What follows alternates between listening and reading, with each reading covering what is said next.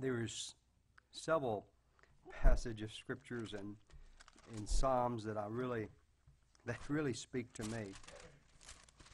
For example, in Psalms 112, notice what it says: "Praise the Lord. Blessed is the man who fears the Lord, who delights greatly in his commandments." Boy, I like that. I like that a lot. In Psalms 111, "Praise the Lord. I will praise the Lord with my whole heart. In the assembly of the upright and in the congregation, the works of the Lord are great, studied by all who have pleasure in them. His work is honorable and glorious, and his righteousness endures forever. He has made his wonderful works to be remembered. The Lord," I love verse 4. Let me read it one more time. "He has made his wonderful works to be remembered. The Lord is gracious and full of compassion." Jump back to Psalms 107. "Oh, give thanks to the Lord, for he is good." Amen? "Oh, give thanks to the Lord, for he is good, for his mercy endures forever." Look at verse 2. "Let the redeemed of the Lord say so, whom he hath redeemed from the hand of the enemy." Look at 15. "Oh, that men would give thanks to the Lord for his goodness, for his wonderful works to the children of men." We should praise God for the things that he has done in our life. Every one of you have a testimony that you can share, and some of you have already committed during the next several weeks, during this testimonial time, to come and share what God has done in your life. And I understand this, and I'm sure that you understand it as well. Everything that has happened to you at the time that it happened to you may not have been a wonderful thing. Amen? It may have been extremely terrible. But God has put all this together, whether it be good, whether it be bad, and according to Romans 8:28, he says it is for your good, those who love the Lord. I could share with you some terrible things that has happened to me in the past, that today I am a better Christian as a result of that. And not only does it help me as I seek to live a Christian life, but some of the things that has happened to me has enabled me to be a better counselor to others as well, to help those that's in need as well. This evening, Brother Wayne's going to come and share some things that has happened in his life, and he's going to talk about the greatness of God. And some of this stuff that he's going to share with you is not a pretty thing at all. I heard his testimony when he was ordained, what was it, about 3 months ago, wasn't it? Came over, and he was ordained by Second Baptist Church, and now he's a deacon of Lifebridge Baptist Church as well. So, Brother Wayne, will you just come and take as long as you want to talk about the greatness of God?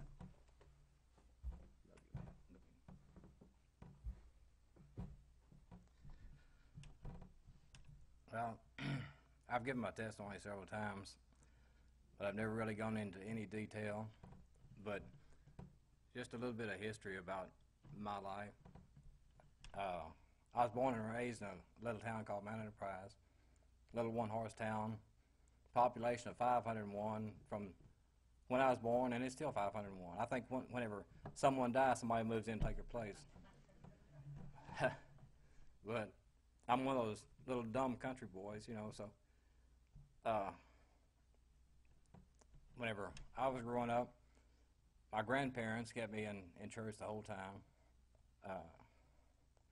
I guess I was about 7 years old, and I went up to accept the Lord. And the preacher told me I was too young, I didn't know what I was doing, and he told me he wouldn't do it. And I guess that time kind of gave me bad feelings and all, and I never went forward to talk anymore. And of course, I was 8 years old, and my grandfather, my uncles, they took me out, taught me to shoot, taught me to hunt, and later on, my mom and dad moved to Houston to find work, and I went to Jesse H. Jones High School. I played baseball and played football, and at 19 years old,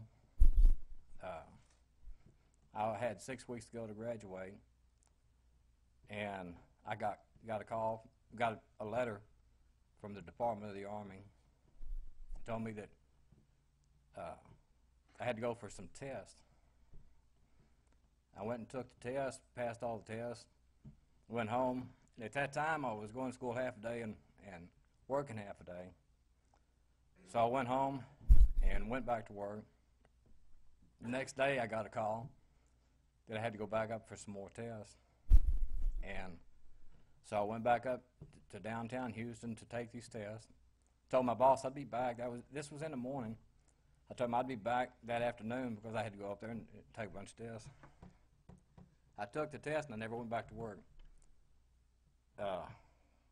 They ran all these tests. After the test, I started to leave, and they asked me where I was going. I said, I got to get back to work.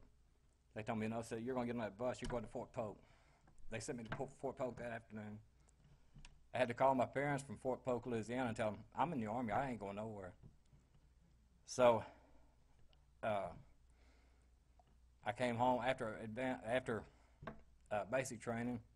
I came home, and of course I was dating a young girl then, and I got my orders to go to Fort Leonard Wood, Missouri for advanced infantry training. And things had gotten pretty serious, so whenever I came home from leave from advanced training, her and I got married. And we'd been married for a little over a week, and I got orders for Vietnam. I knew I was going overseas, but I didn't know where. Whenever I went in, there was two destinations. It was either Germany or Vietnam. Unfortunately, I got stuck with Vietnam.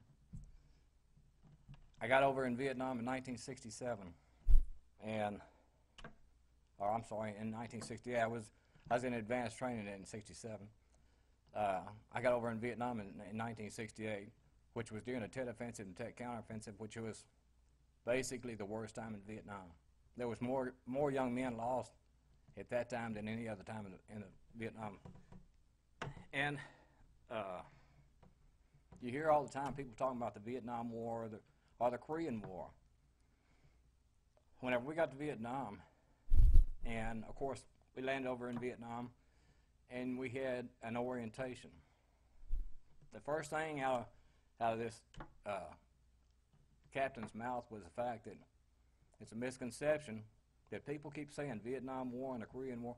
They weren't wars, they were police actions, which meant the United States government had full control over everything that we did over there.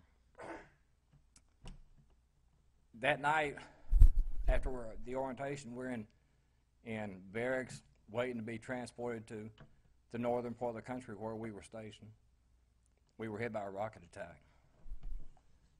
And I think they lost probably a dozen people that night that had no idea what was going on. Been in country for maybe 2 hours. After that next morning before we got sent out, they gathered us all up together again and had a talk with us. At this time, we weren't issued any type of weapons. We're just got what we got on our back. That's it. And hadn't got any kind of equipment.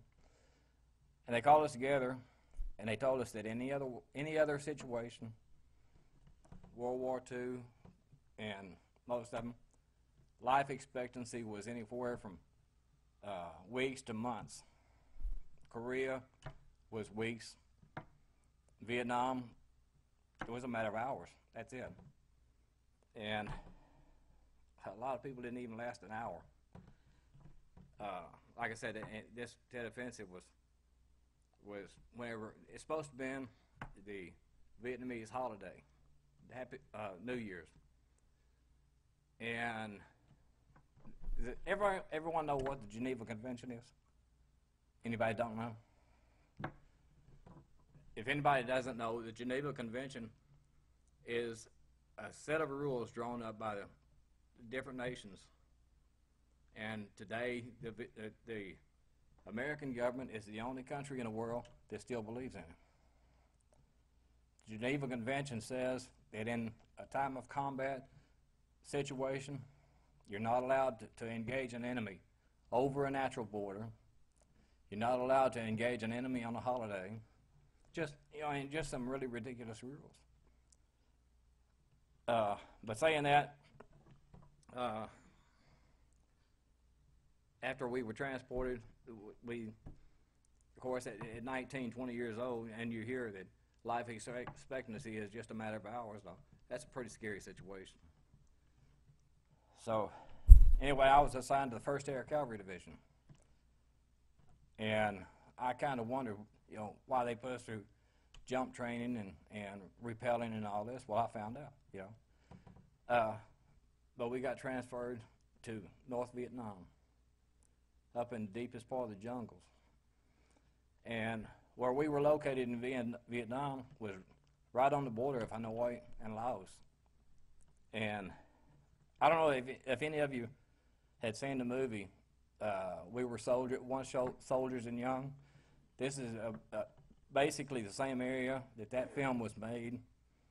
And these people came from North Vietnam right into the area where we were, and it's like somebody stirred up a big ant bed. That's what it amounted to. And so when we got there, we were assigned to a unit. Then we got weapons and all this. And of course, they got all your records. And every weapon that the United States Army has, I fired expert with. So I got stuck in a rifle squad.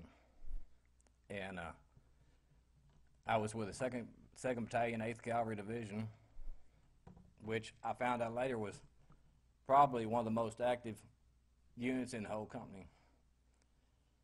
And where most of these squads, they go out for a week at a time in the jungle. Every time our squad went out, we stayed out for a month or a month and a half at the least.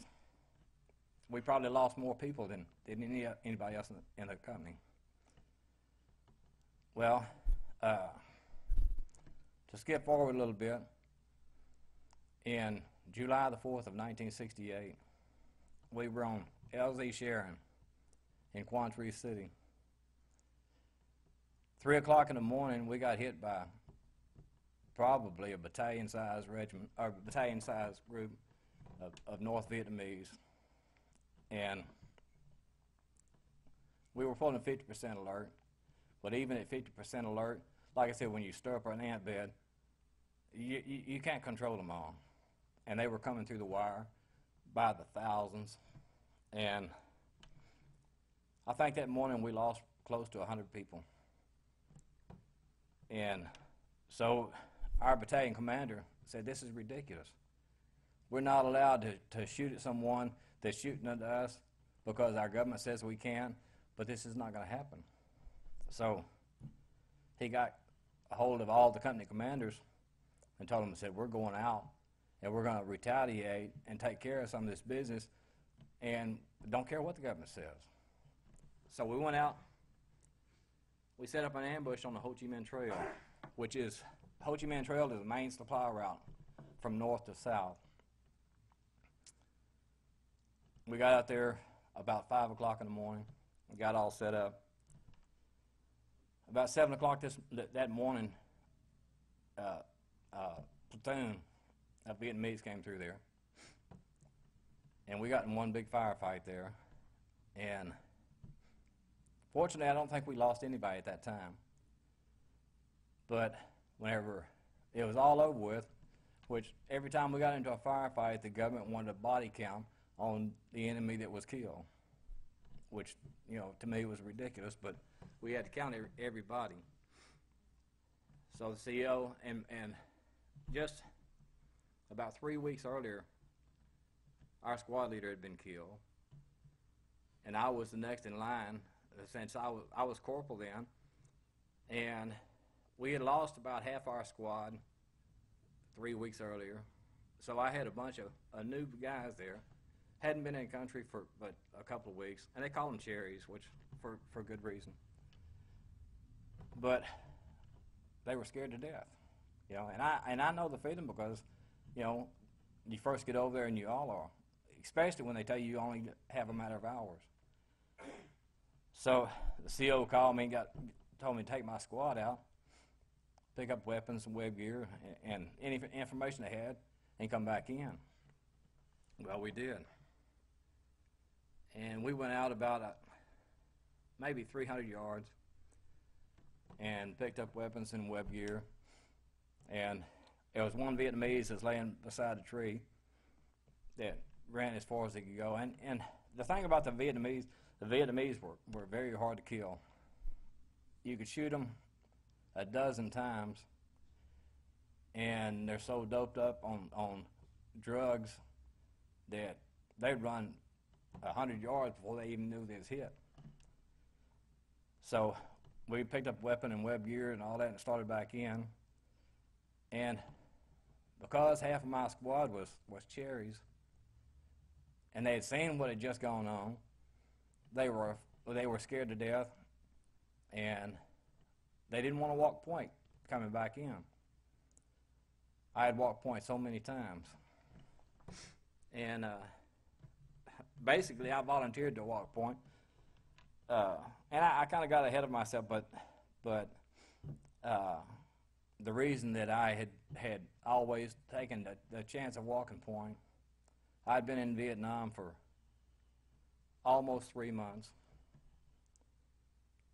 and I got one of those famous Dear John letters.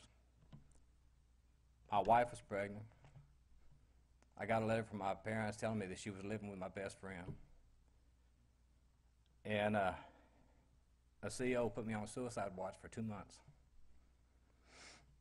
I made it over there for almost 6 whenever I got hit, but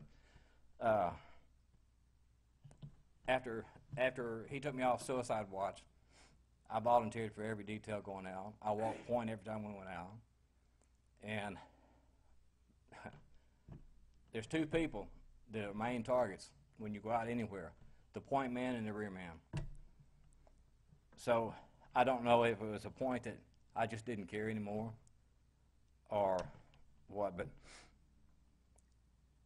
as time went on, I started thinking about it, that here I am pulling all this duty and stuff, and all I'm doing is endangering the people that I'm supposed to be watching. So my attitude entirely changed. And so I still walk point. Well, one of my best friends said, "You're not walking point by yourself." So we walked a double point, which turned out to be the best deal in the world.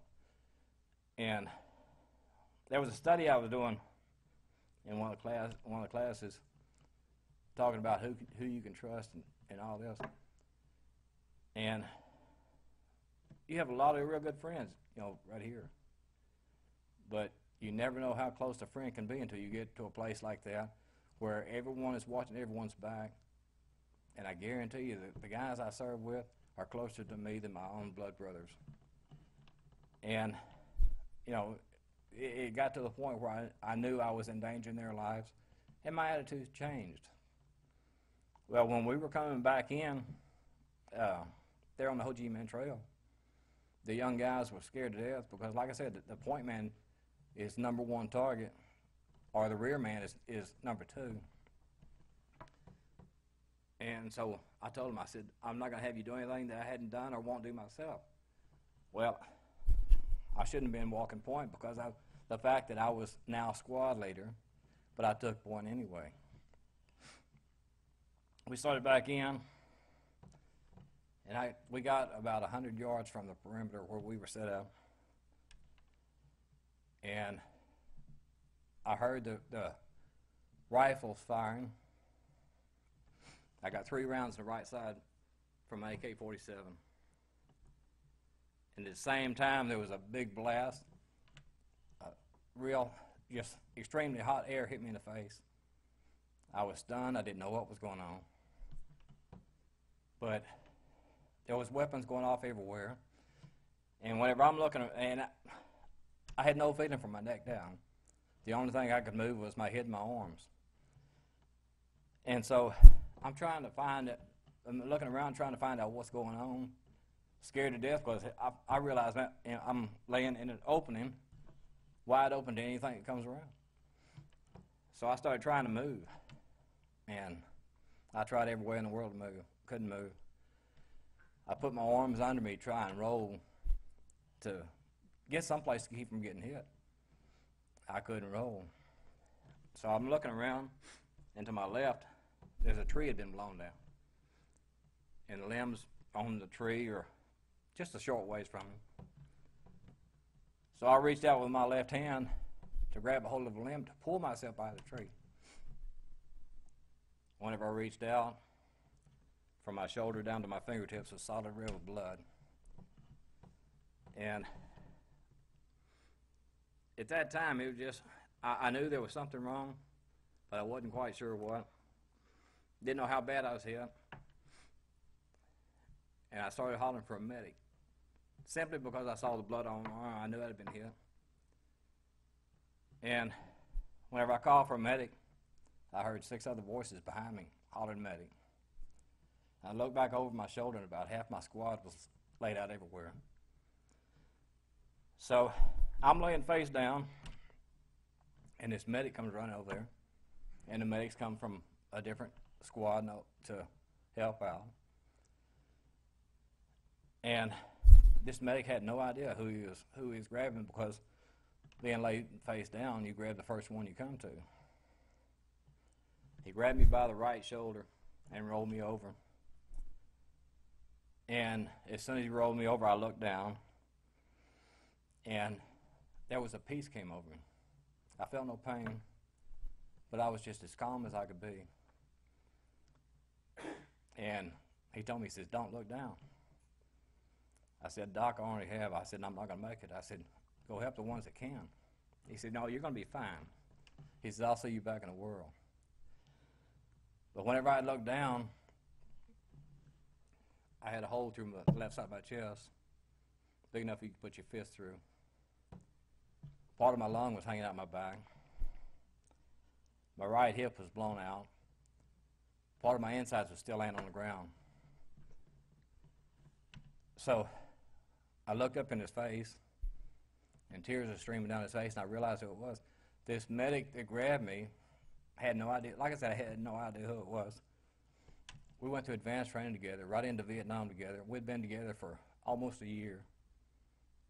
And tears were streaming down his face, and he told me, "You're going to be fine." He said, "I'll see you back in the world." Well, since I wasn't feeling any pain, he didn't give me any morphine. Didn't think I needed it. Didn't know if I was going to make it. So they went and helped out the others. And I found out later, the others that was wounded, they were wounded from the stuff that came from under me. Just small pieces of shrapnel. A couple of them got it in the side of the neck and the arms, and that was about it. So from where I was at, they couldn't land a helicopter, so they brought a helicopter and was hovering over the treetops. They made a stretcher out of ponchos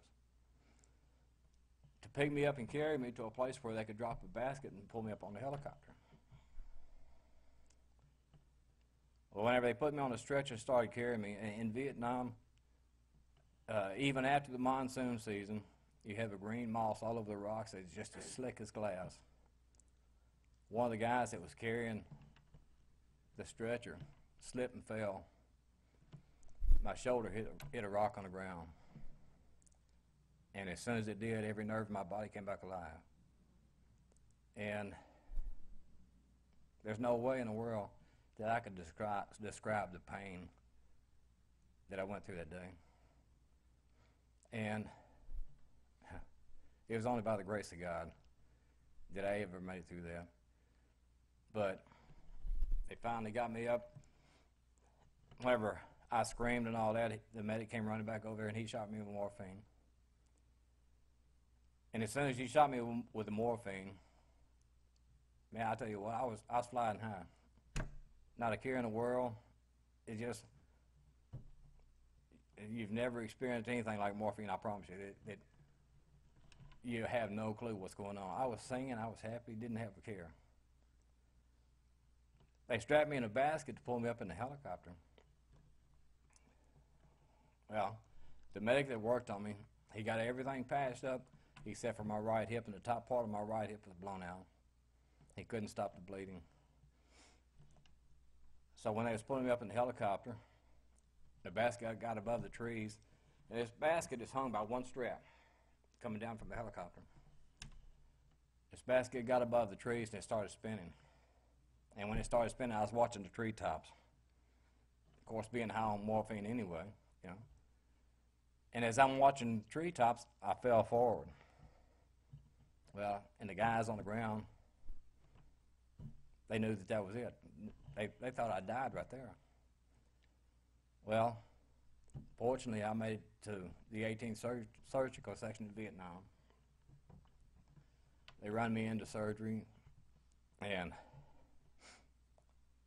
they were in a panic working on me and all this. I stayed in surgery for 6 hours.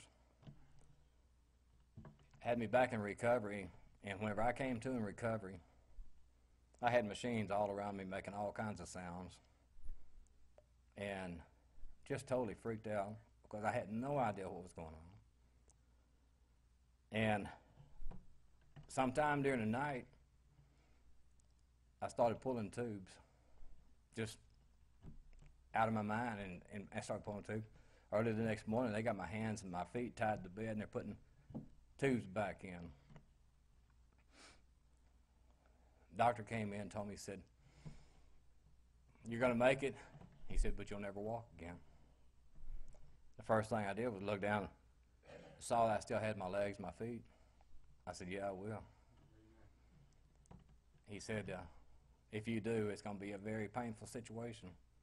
I said, "I'll make it." I stayed there for about a month on nothing but intravenous feeding and all this. They loaded me up and sent me to 106th General Hospital in Japan. I got there, and I got word from some of the guys. The Red Cross had called my parents and told them I'd been killed in action, which didn't sit good.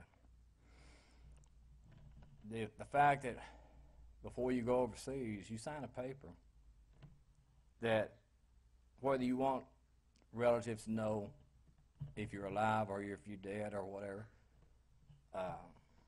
and I put on that paper that I didn't want anybody to know unless it was 100% confirmed.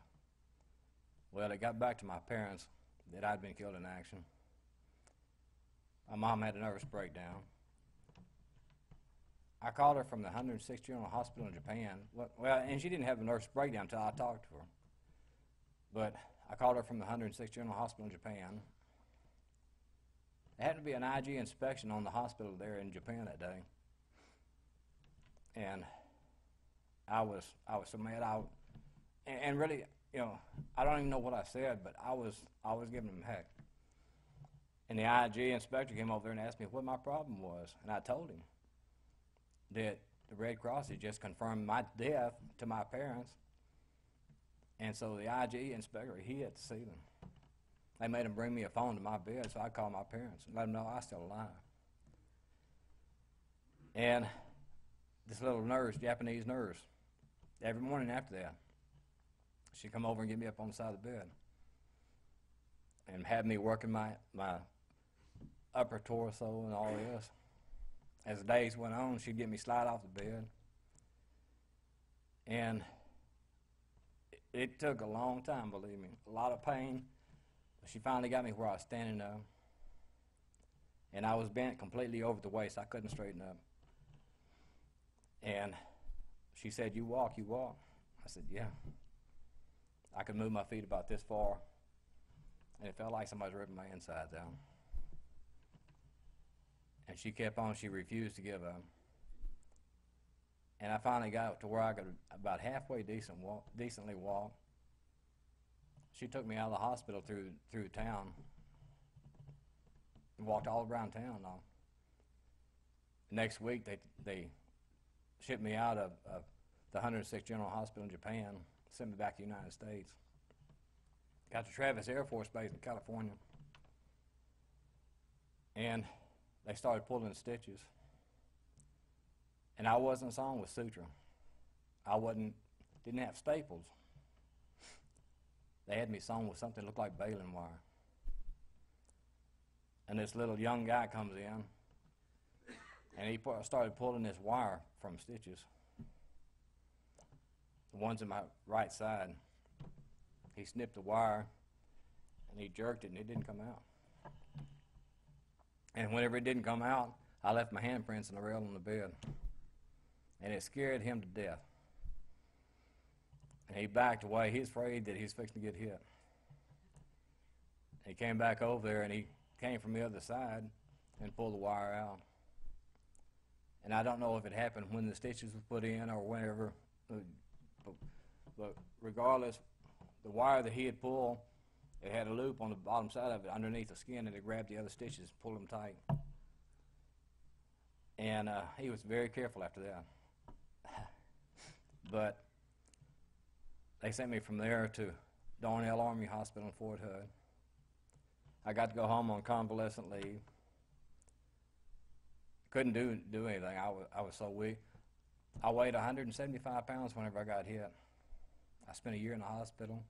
I weighed 98 whenever I got out. They put me on a profile. I figured I'd get out of service with medical discharge. I was turned down for medical discharge. They put me back on active duty on their profile. I was reassigned to an infantry company. The battalion commander wanted me to go out and train these young men in this infantry company to go to Vietnam.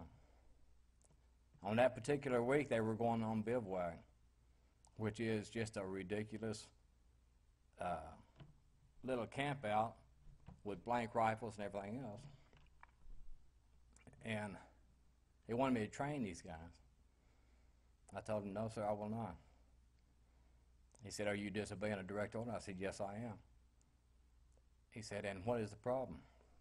I said, well, first of all, I spent a year in the hospital after being shot up in Vietnam. My nerves are shot. I'm on profile.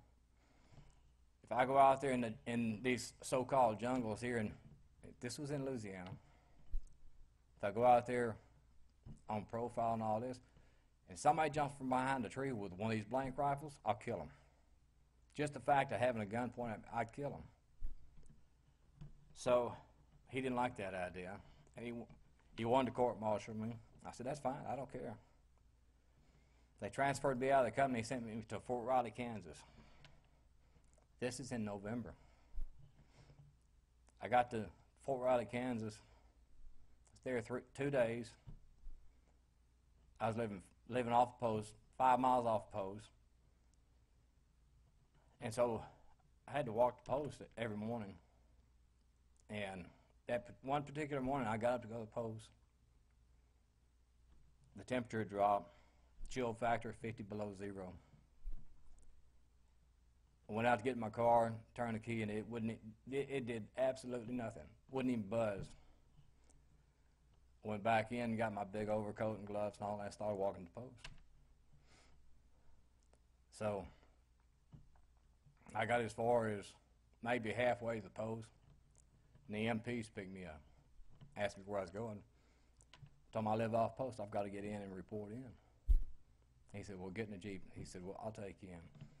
He took me in, and I reported in to the CO. The CO asked me, he said, what are you doing? I said, I had to walk in, my car wouldn't start. He said, you stay in here in the oily room and warm up while we hold formation. Believe me, I didn't have a problem with that. And at that time, whenever I got out and was reassigned all that, you still couldn't have a beard, but you could have a mustache. And I was so cold, I was standing in front of the heater in the oily room, and my face was tingling. And I started rubbing my face. My mustache was breaking off my hand. And whenever CO came back in, he said, I thought you had a mustache. I said, I did. It's in the trash can over there. So after duty, I started back out, and I got as far as the guard stand. He asked me, he said, where you going? I said, I live off post. He said, you can't walk. He said, I'll get one of the MPs to take you out. So I got in the Jeep, and they started home, and he started talking to me, asked me why I was walking. I told him, I said, my car wouldn't start. He asked me, he said, where are you from? I said, Texas. He said, I might have known. So we got to where I live, and right across the street from where I live, there was a Gibson's Discount Center. He told me, he said, you go right across the street there to Gibson's and buy your electric dipstick, plug it in, you won't have any more problems. Of course, I'm from Texas, and I'm thinking, yeah, I'm going to be dumb enough to go ask for an electric dipstick, you know. So anyway, he dropped me off and left. Well, I went walking over to Gibson's, and I wasn't asking nobody. I just started walking around. Walked through the automotive department, and here's a big old wall of electric dipsticks and blankets. You know. so I bought me electric dipstick and plugged it in, and I had no more problem. And I was there for about another week, and I ended up in Airborne Army Hospital with pneumonia. So after they released me from the hospital, they sent me back to Fort Hood.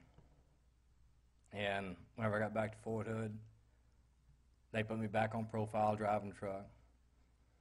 I spent a month driving trucks, and they put me out of service. They said, we can't use you. I said, you should have said that a long time ago. But whenever I got out of the service, I was having some considerable problems. And I couldn't go back to work where I was working because I was doing construction work. I couldn't handle it. I couldn't pass the physical, any kind of physical. So I went to work for my brother-in-law. And unfortunately, after all the Lord's done for me, I can't tell you what happened to me, but I started drinking. And the nightmares set in. I was very violent, very dangerous. And of course, since I was single again, I was living with my parents until I could get back on my feet. And my mom would come in and wake me up to go to work, and she'd poke me with a broomstick. She wouldn't get close to me, understandably. But the VA asked me, do you have any type of problems with people? I said, no, not as long as they don't touch me from behind or they get someplace where I can't see them. Every time I go into a restaurant, I sit with my back to the wall or in a corner someplace where no one can get behind me. My cousin was in the Air Force the same time, in Vietnam, same time I was over there. He got out of it before I did. So he gets this bright idea that he wants to go to Astro World. I said, well, why not? You know. So he's going. He thinks it's neat that he wants to put on his uniform and all this. So fine, we put on our uniforms. We go to Astro World. But they got this ride in Astro World. Used to be. They call it the Appalachian Snow Ride. And this thing goes through a mountain, and inside this mountain it gets extremely cold. The walls has ice all over them. My cousin is sitting on the right side, I'm sitting on the left side, and we go through there. And I catch some movement out of the corner of my eye. And this thing's moving towards the car I'm in. And whenever it got close, I turned and I hit just as hard as I could. And I saw him fall against the wall and slide down the wall, and he never moved. And I was shaking like a leaf in the wind. We got out the other side, and I told the guy, I said, I don't know who or what that is in that tunnel. I said, but somebody needs to go get him because he ain't moving. They went back in there and got him, drug him out. I broke his nose. And so, I mean, you know, and of course, every night that even to this day, I sleep 3 hours, 4 hours a night, that's it. And they're not as bad as they used to be, but I'd wake up in a cold sweat, you know, and I'd be fighting like crazy. My wife was scared of me for years. I met my wife in 1979. We got married in 1980. And she had this deal about prank, and all that. Well, we've got a walk-in pantry, and I was out working in the garage one day, and she hid in the pantry, and whenever I came through, she slung the door open and jumped out, and I almost hit her. It scared me so bad I had to walk back outside. So she calls our boys and starts laughing and telling the boys, and they jumped all over her. And it wasn't until that I met my wife that I totally stopped drinking. But before I met her, I was on hard liquor. I was drinking every weekend that rolled around. I drank at least 1/5 of 101 Wild Turkey, sometimes too. And during the week, I drank over a case of beer. Stayed drunk most of the time. And I guess one of the big things that started turning my life around was the fact that I was at work one day. My friends had took off and started drinking early. One committed suicide. 3 weeks later, another one committed suicide. And I said, there's something wrong. So I quit drinking hard liquor. I still drink beer. But I knew that there was something wrong, and I just couldn't put my hand on it. But I was living in Porter. I was working over on Jensen Drive in Houston. And since my brother-in-law was general manager of this place, which sold beer, I'd sit there and drink beer all night long. And I can remember many nights I'd leave that place, get on 59, head back towards Porter. And I'd have to close one eye so I could see the road. Otherwise, the lines would cross. I had no idea where I was going. You know, all I can say is the Lord guided that car, because that between Jensen Drive and Porter, that's a long ways. And God drove that car, I didn't. But that one night, I left there and started back home. And sometime between Jensen Drive and Grange Road, I fell asleep behind the wheel, totally drunk. So many times I should have been thrown under the jail, it wasn't funny. But that particular night I fell asleep, and I felt my car jerk. And I opened my eyes, and I had crossed over the median. I was going the wrong way on the freeway. And I was as far from here as that back door, headed straight into an 18-wheeler. And I swerved so hard to get back across the road that my car spun. And it ended up just right side up, but it was in a ditch. And I sat there for over an hour trying to calm down. And I knew right then the Lord was doing some strong talking to me. Well, and then just shortly after that, I met my wife. I drank for about 3 days after I met my wife. After that, it was all over with. The Lord was dealing with me big time. We moved to Lufkin, Texas. I went to work as a carpenter, building houses for United Built Homes. We'd been there for, I guess, a month.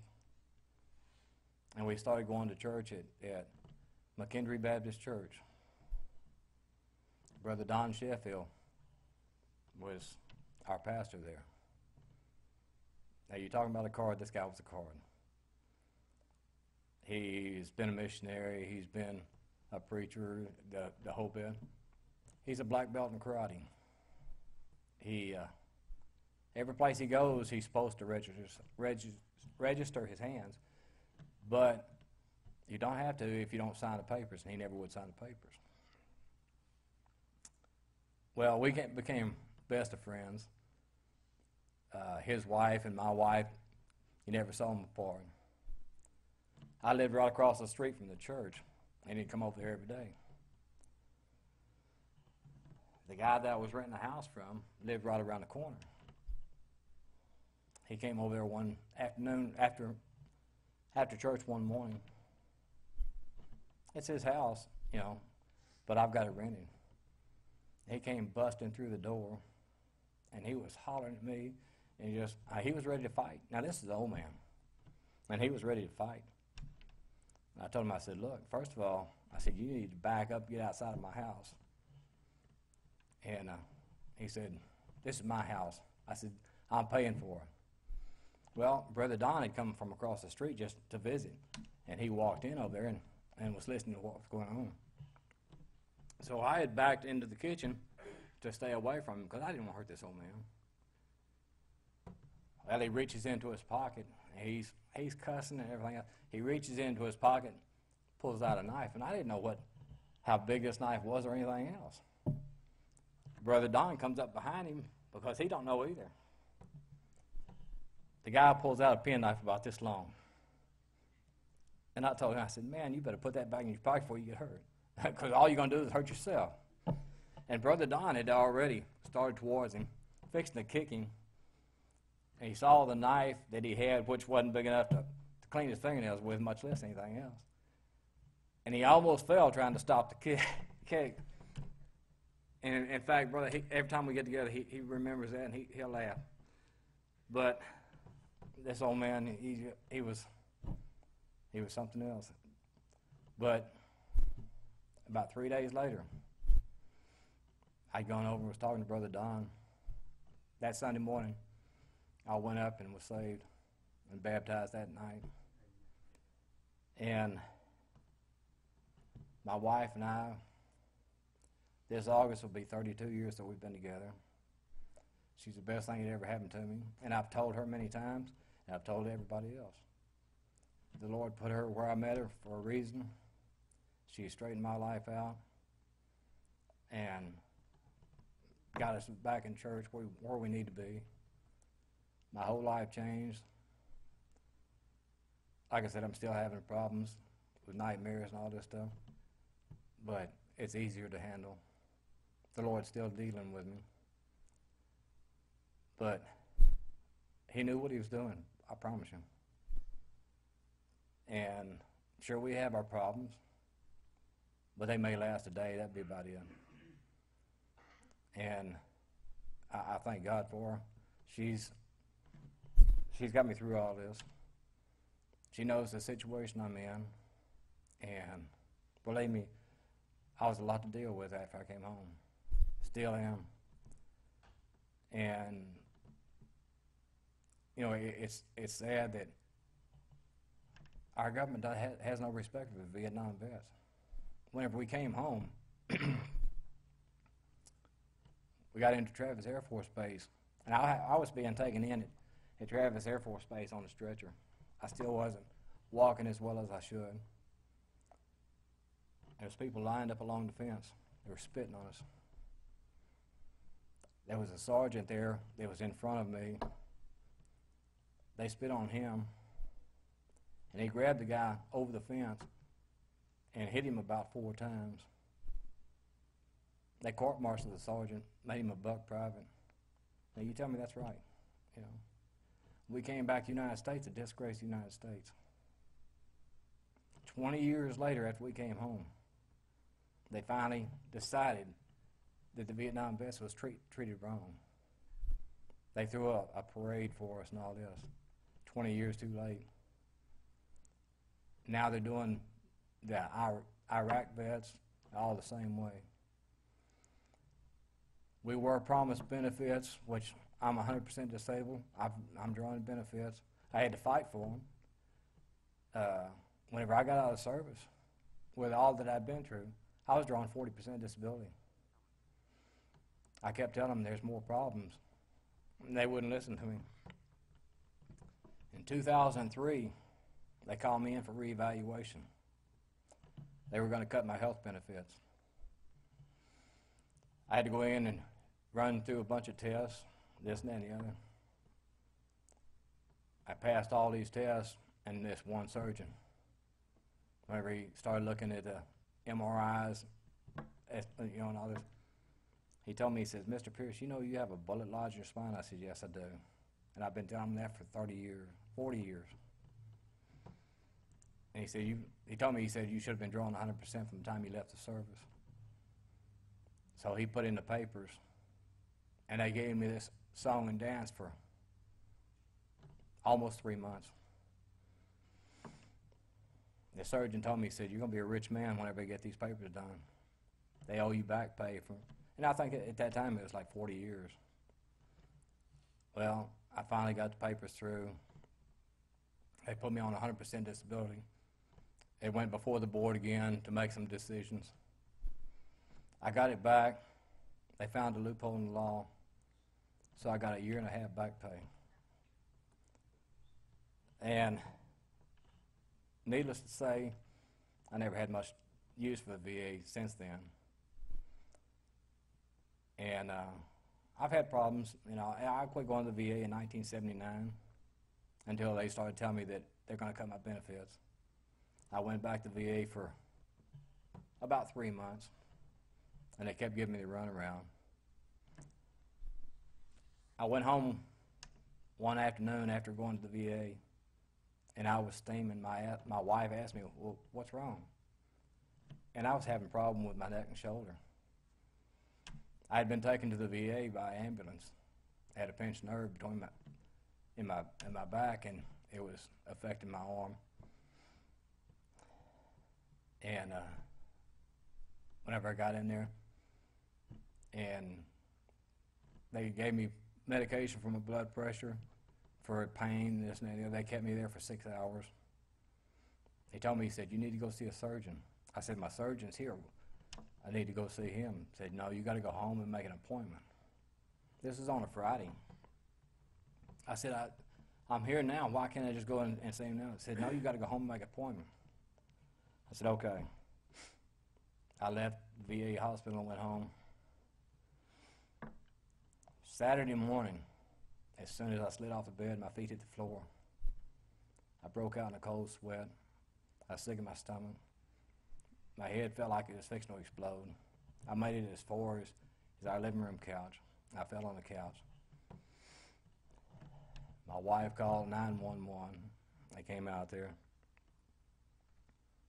They brought in the blood pressure machine, asked me all kinds of questions. The guy took my blood pressure, and he said, this is not right. Our equipment's not working. They loaded me up in the ambulance and asked me where I was going. I told them I had to go to the VA, and they said, no, you're not. He said, they'll take you to the VA, they'll patch you up and send you home. I said, they've already done that. So they took me to St. John's Hospital. When they got me in the ambulance, they got another blood pressure machine, put on my arm, and it still was outrageous. The last I heard, my blood pressure was something like 280 over 160. And so he gave me a nitroglycerin tablet to put on my tongue. They got me to St. John's Hospital, rushed me through, put me on a stretcher in there. The doctor came in there and took my blood pressure. After the nitroglycerin tablet, it was still 210 over 116, something like that. They kept me there for 8 hours, kept pumping me with pain pills and this and that. Finally sent me home and told me I needed to see a surgeon. I talked to my family doctor, and they referred me to a doctor named to Ben Tianson. He put me in, he called me over to Bel Air to run some tests. He put the electrodes on my arm and started working the electrodes, told me not to move, that the machine would do it all. And he started flipping switches on the machine, and he was watching my fingers jerk. He told me, he said, I can tell you exactly what you got. He said, you got a pinched nerve between C4 and C6. And I was wondering, how can you pinpoint something like that just from watching your fingers? But this man's good. He set me up for a nerve block. I went through a series of 3 shots in the spine. And my wife can contest to the fact that with this nerve problem that I had, I've got a high tolerance for pain. But that was the nerve pain was almost as bad as being shot up all over again. And some people have told me it's worse than having a child. They said that having a child, at least the pain will come and go. This never goes. It's just there to stay. So they got that all fixed up. After 3 shots, I was fine. He had me come see him every month, and then every 6 months, and then finally every year. The second time I went back and he checked me, he said, "How you feeling?" I said, "I'm fine." And he looked at me, he says, "Dang, I'm good." He tells me I'm his poster boy. So Barbara started having a problem. I referred her to Dr. Tianson. She went there. My wife has gone to Dr. Tianson. And to me, you know, God's got to be leading this man because he's good at what he does. Brother Jack here at the Second Baptist Church, he called me the whole time he's here, his walking miracle. You know. And I thank the Lord that only by his grace I made it home.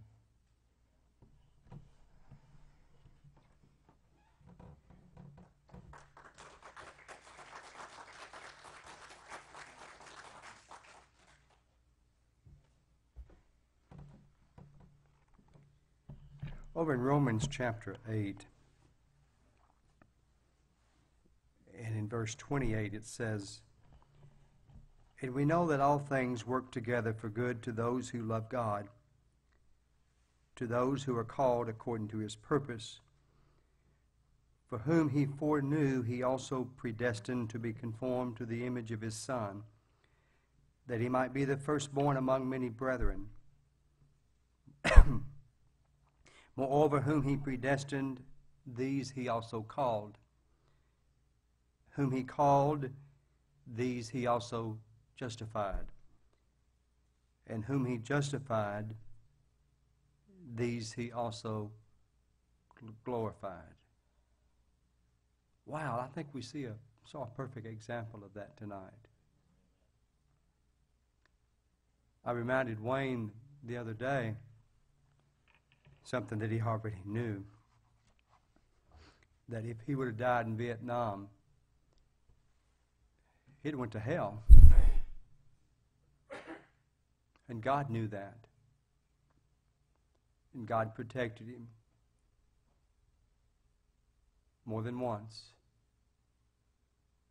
Because God knew that one day this man would meet a fine lady who would be an instrument to direct him to what he really needed, and that was Jesus Christ. I'm so grateful, Wayne, that God protected you. You do a great work here at our church, and your testimony is uplifting to the Lord. Praise God for his greatness.